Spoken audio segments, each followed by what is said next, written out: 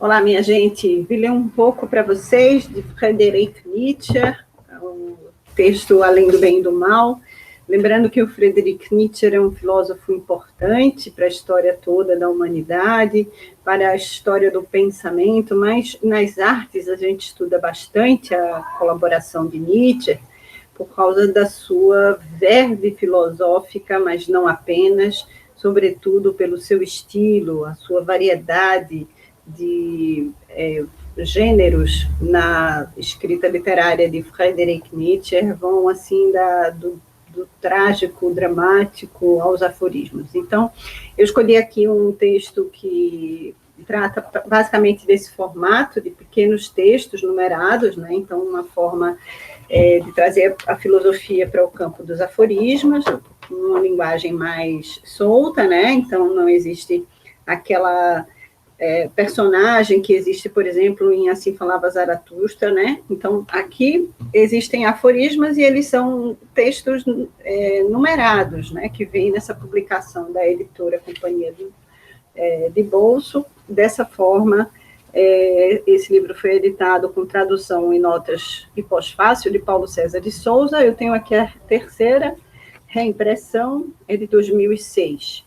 Então, eu ainda estou aqui trazendo um livro do prólogo, e são textos numerados dentro do primeiro capítulo dos preconceitos dos filósofos, só para que vocês vejam os questionamentos que vão ser marcantes na obra de Nietzsche, né?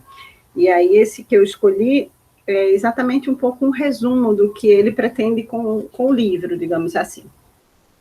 Depois de muito tempo ler nos gestos e nas entrelinhas dos filósofos, disse a mim mesmo: a maior parte do pensamento consciente deve ser incluída entre as atividades instintivas. Até mesmo o pensamento filosófico. Aqui se deve mudar o modo de ver, como já se fez em relação à hereditariedade e as características inatas, entre aspas, assim como o ato de nascer não conta no processo e progresso geral da hereditariedade, também estar consciente não se opõe de algum modo decisivo ao que é instintivo. Em sua maior parte, o pensamento consciente de um filósofo é secretamente guiado e colocado em certas trilhas pelos seus instintos. Por trás de toda a lógica e de sua aparente soberania de movimentos existem valorações, ou, falando mais claramente, exigências filosóficas para a preservação de uma determinada espécie de vida. Por exemplo, que o determinado tenha mais valor que o indeterminado, a aparência menos valor que a verdade. Tais avaliações poderiam, não obstante a sua importância reguladora para nós, ser apenas avaliações de fachada.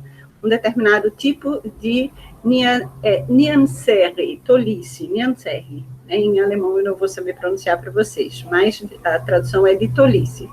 Tal como pode ser necessário justamente para a preservação de seres como nós, supondo, claro, que não seja precisamente o homem a medida de todas as coisas. Assim como no período renascentista, né?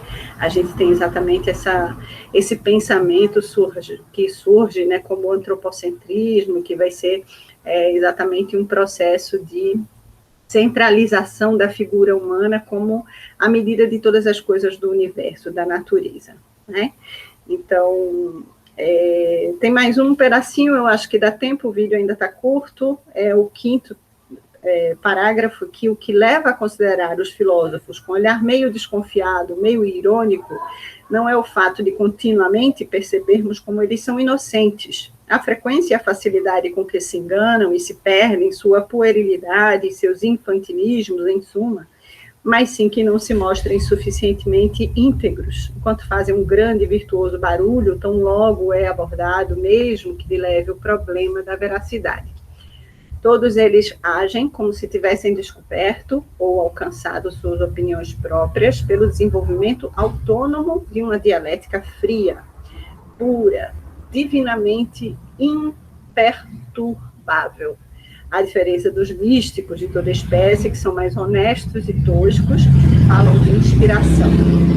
Quando, no fundo, é uma tese adotada de antemão, uma ideia inesperada, uma, entre aspas, intuição, em geral, um desejo íntimo, tornado abstrato e submetido a um crivo que eles defendem com razões que buscam posteriormente. Eles são todos advogados que não querem ser chamados assim, e, na maioria, defensores manhosos de seus preconceitos que batizam de verdades. Estando muito longe de possuir a coragem da consciência que admite isso, justamente isso para si mesma, muito longe do bom gosto da coragem que dá a entender também isso, seja para avisar um amigo ou um inimigo, seja por exuberância e para zombar de si mesma. A rígida e virtuosa tartufice do velho Kant, com a qual ele nos atrai às trilhas ocultas da dialética, que encaminham, ou melhor, desencaminham a seu imperativo categórico, esse espetáculo nos faz sorrir a nós, de gosto exigente, que achamos não pouca graça em observar os truques sutis dos moralistas e pregadores da moral. Sem falar no hocus pocus, de forma matemática, com que Spinoza encoraçou e mascarou sua filosofia, o amor à sua sabedoria, tornando a palavra no sentido correto e justo, a fim de intimidar antecipadamente o atacante que ousasse lançar os olhos à invencível donzela e Palas Atenas. Quanta timidez e vulnerabilidade não revela essa mascarada de um doente recluso. O nosso querido Friedrich Nietzsche, em Além do Bem e do Mal, dialogando com outros teóricos, Immanuel Kant, Baruch Spinoza e a sua própria verve filosófica. Vamos aqui encerrando esse vídeo e até a próxima leitura, minha gente. Um abraço para vocês.